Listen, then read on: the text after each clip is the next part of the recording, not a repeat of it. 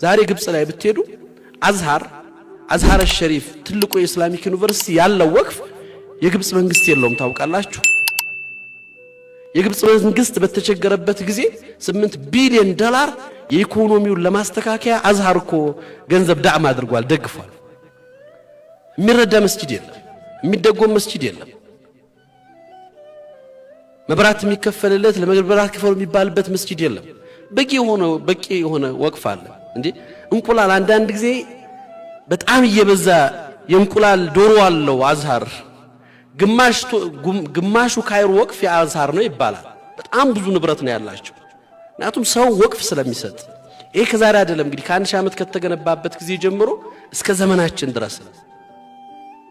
በአመት 70 ሚሊዮን እንቁላል ነው።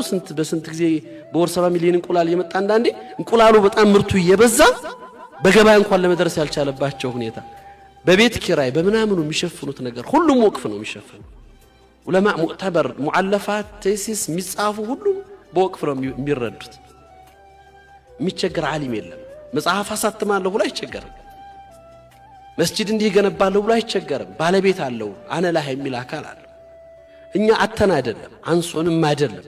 በእስልምና ታሪክ ውስጥ ምንም አይነት አቅም ኑሮት ሱሐባ ሆኖ ወቅፍ የሌለው ሱሐባ አይታወቅም። ትንሽ አቅም ኑሮት ወቅፍ ያልተወ ሱሐባ በእስልምና ታሪክ ውስጥ አይታወቅም።